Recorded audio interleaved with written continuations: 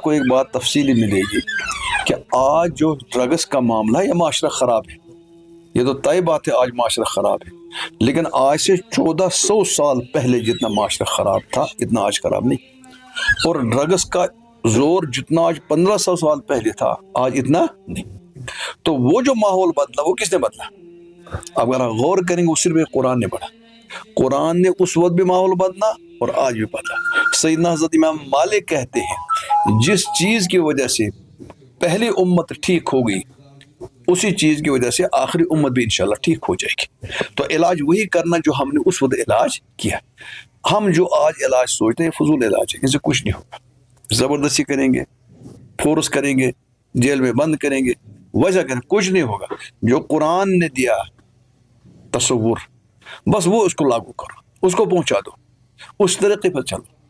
یہ جو آج کل یہ ڈرگس کا مسئلہ ہے، بچے ان کو ہم سمجھتے ہیں معاشرے کا دشمن. بھائی میں اس کو سمجھتا ہوں ان کی غلطی نہیں، بیچارے ایک قسم کے بیمار ہیں، ان کو بیماری لگی ہے، لت لگی ہے اس چیز کی. تو اگر ہم درد بن کر ان کے پاس جائیں فردن تقریر سے کیا ہوگا؟ میری تقریر آپ نے سنی مسجد میں، میری تقریر ان لوگوں نے سنی جو بیچارے ڈرگس میں ملوث نہیں. جو ڈرگس میں ملوث ہے وہ انہوں نے تقریر سنی نہیں، ان کو کیا اثر ہوگا؟ ضرورت ہے ہم درد بن کر ہر ایک کے گھر جائیں گے، اس سے ملیں گے اور اس سے پوچھیں گے کیا پریشانی ہے اور اس کی پریشانی کو دور کرنے کی کوشش کریں گے. یہاں کشمیر میں نماز کا تصور بہت کم تھا، پڑھتے تھے کچھ لوگ، بڈھوں کے حوالے تھے.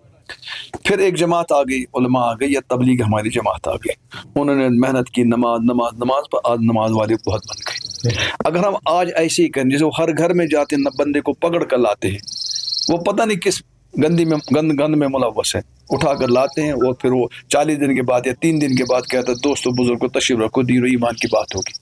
اگر ہم ہمدرد بن کے ان کے گھر جائیں گے، ایک ایک فرد سے ملیں گے، اس کی ہم بات ذہن نشین کرائیں گے، مجھے امید ہے کنٹرول ہو جائے. تقریروں سے، بیانات سے کچھ نہیں ہو سکتا ہے، ایک ایک فرد کے پاس ہمیں جانا ہے، یہ اس کا علاج ہے. دیکھو میں کیا بتاؤں گا، میری حیثیت ہی کیا ہے، ہم تو اسی خدا سے پوچھیں گے جو یہ آفتیں لاتا ہے.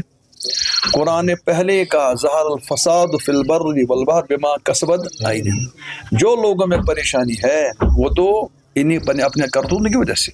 قرآن نے کہا بما کسبت ایدیکم ویعفو عن کثیر، یہ تو پریشانیاں تمہارے کرتوت ہیں، اور تب بھی اللہ تعالیٰ بعض چیزوں کو چھوڑ دیتے ہیں. اگر اللہ تعالیٰ ہر چیز پر پکڑ کریں گے تو ایک تو متنفس کو کھانے کا ایک دانہ نہیں ملے گا، ایک پانی کا گھونٹ نہیں ملے گا. تو اللہ کا تب بھی احسان ہے، ہمیں کچھ نہ کچھ ملتا ہے. یہ میری بات نہیں، یہ اللہ کی فرما، اللہ کا فرما.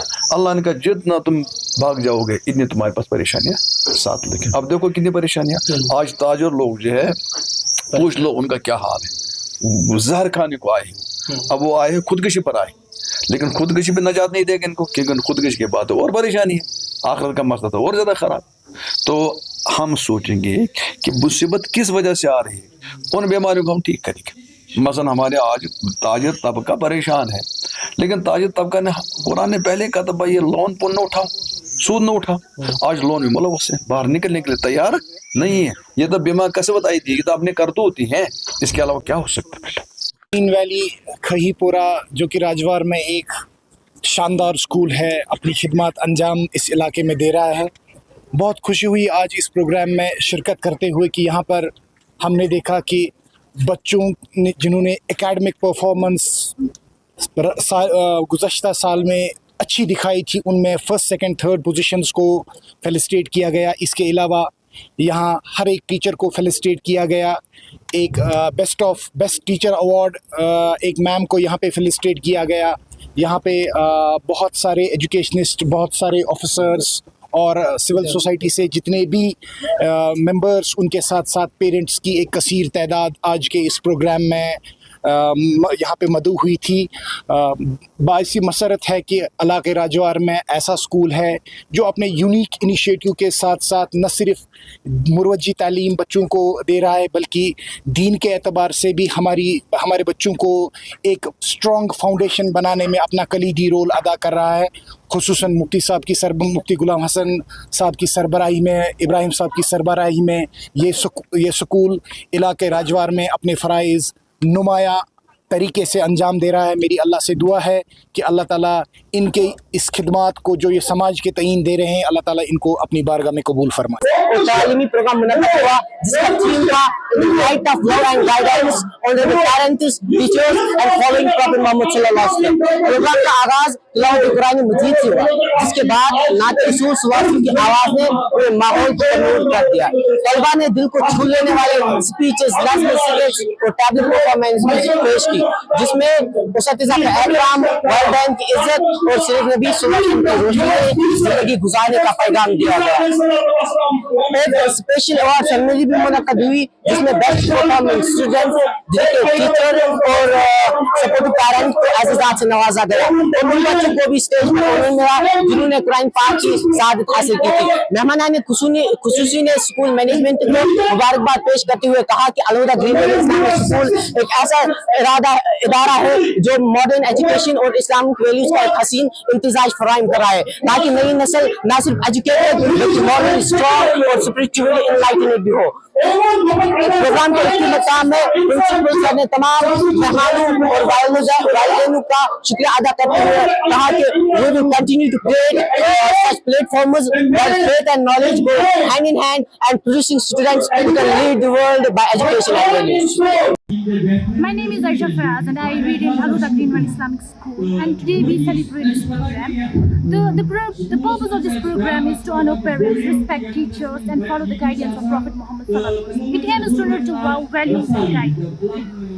जो मॉरल है वो यही है कि हमारे जो टीचर्स हैं वो बच्चों के जो टैलेंट है बाहर टैलेंट जो स्टूडेंट्स होते हैं उनके अंदर जो टैलेंट है वो अंदर ही रहता है। आज हमारे स्कूल में प्रोग्राम बनाए कि जो हमारे स्टूडेंट्स हैं उनके अंदर जो टैलेंट है वो बाहर निकला, और इस प्रोग्राम का जो पर्पस है वो स्टूडेंट्स को मोरल एजुकेशन मीन्स कि रेस्पेक्ट पेरेंट्स, टीचर्स, आपके पेरेंट्स आपके लिए क्या करते हैं उसकी इज्जत करनी है, टीचर्स की इज्जत करनी है, यही स्टूडेंट्स है। तो इस साल में सारे पेरेंट्स स्कूल पे आते हैं और अपने बच्चों जो एक साल में हासिल किया होता है वो एंड मैनेजमेंट जिन्होंने इस प्रोग्राम को बहुत अच्छी तरीके से इस प्रोग्राम को बनाया, जो हमारे स्कूल की रिस्पेक्ट उसको भी बढ़ाया।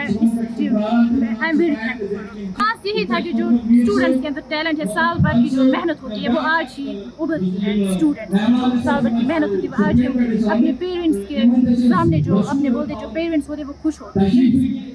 यही कहना चाहूँगी, अगर आज आपने हिस्सा नहीं लिया तो कोई बात नहीं, आप उन बच्चों को हमसे इंस्पायरेशन मिलेगी कि जब इन्होंने इस प्रोग्राम में हिस्सा लिया तो हमें भी रहना चाहिए। मैं उनसे कहूँगी आप भी इस प्रोग्राम में हिस्सा लिया करें, इससे आपकी जो शाइनेस है वो दूर